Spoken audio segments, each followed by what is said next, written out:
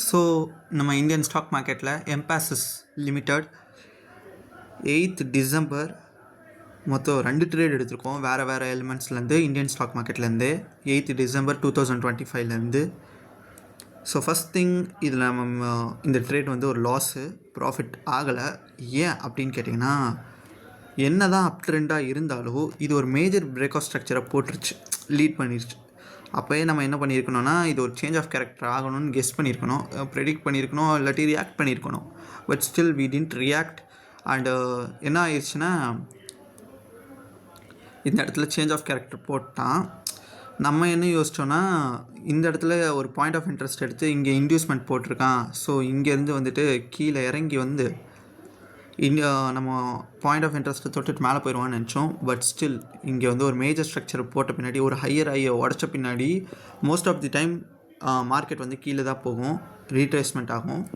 So அந்த retracement பார்ட்குள்ளே தான் இருக்கிறோம். ஸோ அந்த ரீட்ரேஸ்மெண்ட் சேஞ்ச் ஆஃப் கேரக்டர் போட்டு ரீட்ரேஸ்மெண்ட் ஆகிட்டுருக்கு இப்போ வரைக்கும்.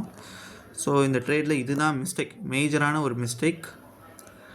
அதே மாதிரி டாடா எல்சி இதுலேயும் அதே மாதிரி ஒரு மிஸ்டேக் தான். அது என்னென்ன சொல்கிறேன் இப்போ பாருங்கள். இப்போ டாடா எல்சியில் அதே 8th டிசம்பர் திருப்பி இங்கே ஒரு ட்ரேட் எடுத்திருந்தோம், அதாவது 2 ட்ரேட் எடுத்திருந்தோம். இப்போ வந்து எம்பாசிஸில் பார்த்தீங்கன்னா, டாடா எல்சியில் டாடா எல்சி எம்பாசிஸில் வந்துட்டு வி டுக் அ லாஸ். அப்படியே அடுத்தது டாடா எல்சி மூவ் பண்ணோம். டாடா எல்சியில் பார்த்தீங்கன்னா 2 ட்ரேட் எடுத்திருக்கோம், ஒரு வேறு ப்ரைஸ் ரேஞ்ச். ஆனால் ஸ்டாப் லாஸ் அண்ட் டார்கெட் வந்து ஒன்று தான்.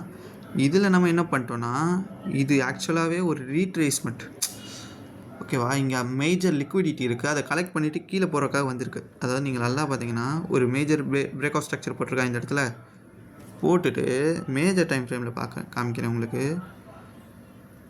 லோவர் டைம் மேஜர் டைம் ஃப்ரேமில் இங்கே ஒரு பிரேக் ஆஃப் ஸ்ட்ரக்சர் போட்டிருக்கா. இதை இன்டியூஸ்மெண்ட்டாக நம்ம கன்சிடர் பண்ணிக்கணும் lower time frame, higher time ஃப்ரேமில். அப்போ இதை தொட்டோன்னே மார்க்கெட் கீழே தானே போக செய்யும். நம்ம என்ன பண்ணிட்டோன்னா,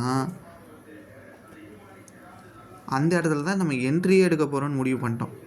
ஸோ ஏன்னா இங்கே ஒரு மைனர் பிஓஎஸை பார்த்துக்கிட்டு, ஸோ நம்ம 2-3 ட்ரேட்லேயும் இந்த மேஜர் மிஸ்டேக் பண்ணிகிட்ருக்கோம். மேஜர் அண்ட் மைனர் வந்துட்டு நம்ம மேஜரை வந்து கண்டுக்க மாட்டேங்கிறோம், மைனஸ் மோஸ்ட்டாக போயிடும், மைனஸோட டேட்டாவை வச்சு மட்டும் ட்ரேட் பண்ணுறோம். ஸோ அது வந்துட்டு ரொம்ப தப்பான விஷயம்.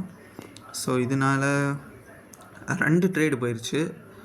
எல்லாம் கரெக்டு. இங்கே வருங்களே, இது லைட்டாக ஒரு அப் ட்ரெண்டில் இருக்குது, இங்கே ஒரு பிரேக் ஆஃப் ஸ்ட்ரக்சர் இருக்குது, ஓகேவா? ஆனால் இது ஒரு மைனர் டைம் ஃப்ரேமில் இதோட லிக்விடிட்டியை ஸ்வீப் பண்ணுறதுக்கு தான் இது நடந்திருக்கேன், சரியா? இங்கே ஸ்வீப் பண்ணிருச்சு, ஸ்வீப் பண்ண பின்னாடி இது கீழே தான் போகுது. ஆனால் நம்ம இந்த லிக்விடிட்டியை இப்போ கவனிக்கல, அதனால வந்துட்டு ஃபுல்லாக வந்துட்டு ஸ்டாப் லாஸ் அடிச்சிருச்சு. இதுதான் டாடா எல்சியோட சம்மரி அண்ட் எம்பாசிஸோட சம்மரி. தேங்க்யூ.